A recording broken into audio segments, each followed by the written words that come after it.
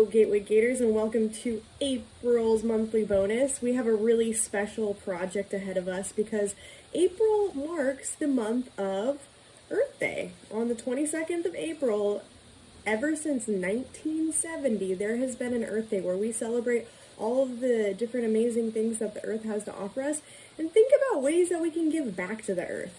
And when I was thinking about projects for us to do, I was thinking, what can we do for others that also involves getting our hands in the soil and learning how to grow? And I thought to myself, well, I know the West Seattle Food Bank takes vegetable starts for the people that are in need, and we have a lot of students who I know are going to be amazing with their green thumbs and grow. So I created 200 veggie start bags.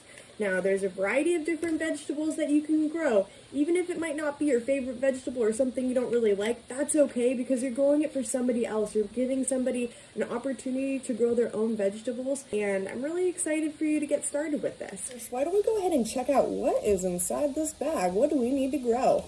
We have a little list that provides ourselves with the materials that might be found in this bag, including instructions to watch this video, so if you're watching it, you're one step ahead, as well as some information on how to return your starts to school so that I can drop them off at the food bank. If you're getting confused and muddled about this, don't even worry about it. We don't have to talk about returning because it's going to be a little while until they're ready to drop off at the food bank. Now, let's go ahead and see what else is in here. We have an egg carton that has 4 different slots in it for 4 different seeds. We also have a little Ziploc bag filled with special seed starter soil. And we also have, most importantly, a tiny little packet. It's got a little bit of magazine and it's glued together, so you have to be really careful when you open it.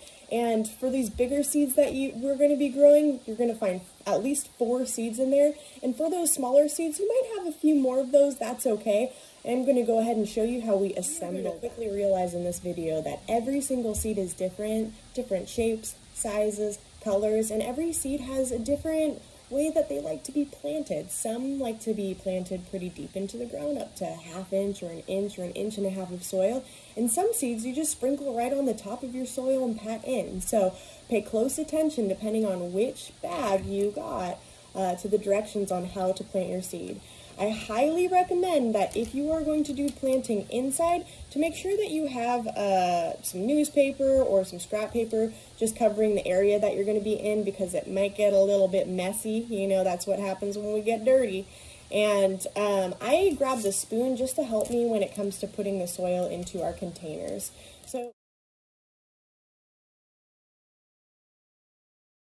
So the first one that we are going to do today is going to be our sweet peppers. Our sweet peppers have these tiny little flat seeds here. They're a tan color. You're going to have 4 of those available for those who picked the pepper one. And I am going to go ahead and spoon some seed starter soil gently into the cup. Now, as you can see, these seed starter cups are pretty small. We're going to talk a little bit later about how we are going to be able to transplant into larger containers, but for now, these are going to be absolutely perfect. I'm being pretty gentle about patting it in, making sure that they're nice and full. And then what I'm going to do is put just the tiniest tip of my pinky in. For peppers, they only need to be planted a 1/4 inch of soil. So if you're really trying to be fancy, maybe whipping out that ruler. But for those who just want to get dirty, go ahead and just lightly press your pinky into the center of your soil, and you're going to have just tiny little dips inside. Now, once you have that, you can go ahead and plant 1 seed in each one of your pots. Once you put 1 seed in each of your little sections, your egg sections, you can go ahead and spoon a little bit of soil on. Gently pat it down. We're not going to crush, we're just going to gently pat. And go ahead and give it some water. Guess what? Your peppers are planted.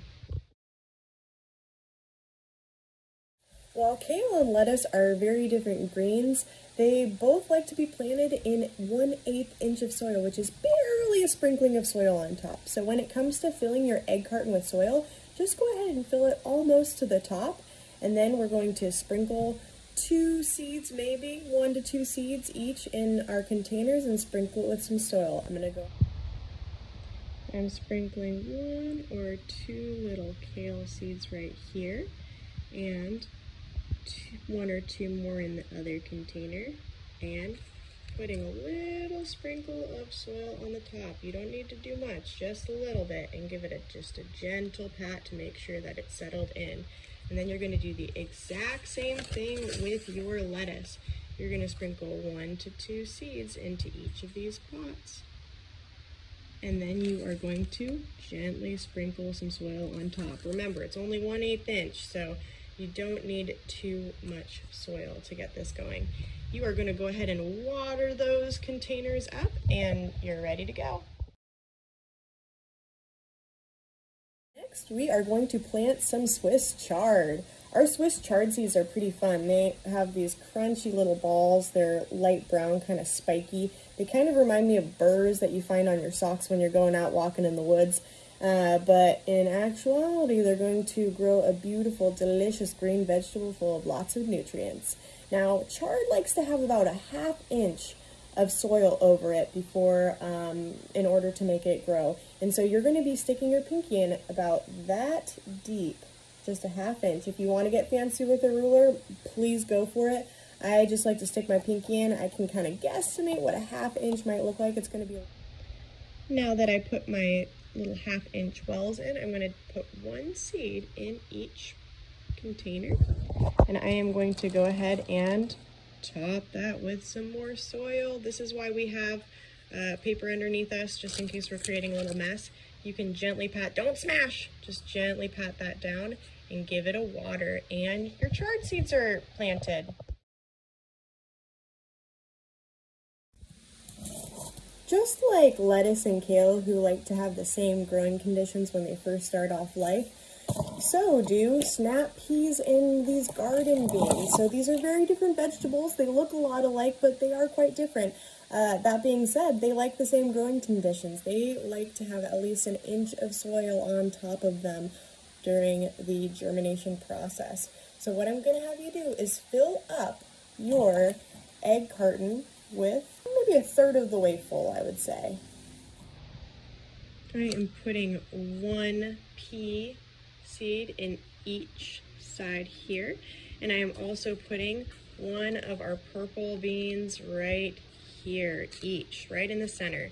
And then I am going to go ahead and top it with soil, topping it to the tip top and then pressing on down.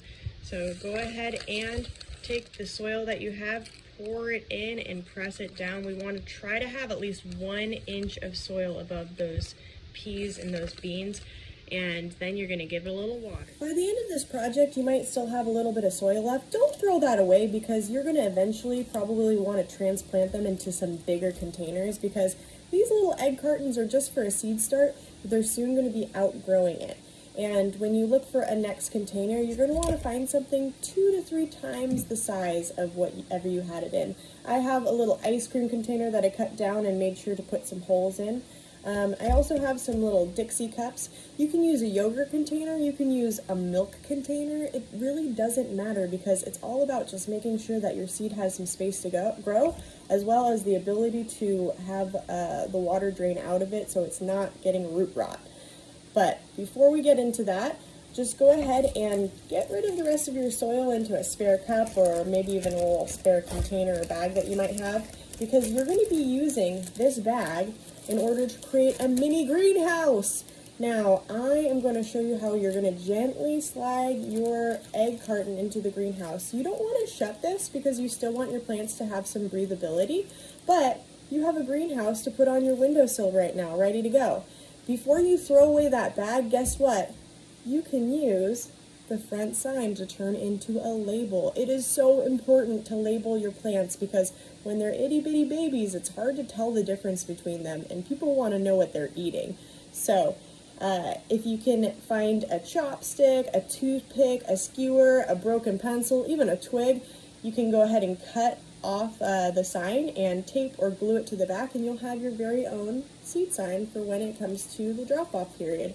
And if you want to get super fancy, you can even probably puncture a little hole into the top of here and have it hanging out. So, pretty fun stuff. I found a windowsill that gets just enough light for these seeds to sprout. I placed them right next to some seed starters that I have going. This is all German chamomile for our tea garden. I can't wait to transplant that into our gatewood garden for some tea fun. But for now, I cannot wait to see my kale and my other greens start to sprout. I hope you're as excited as I am.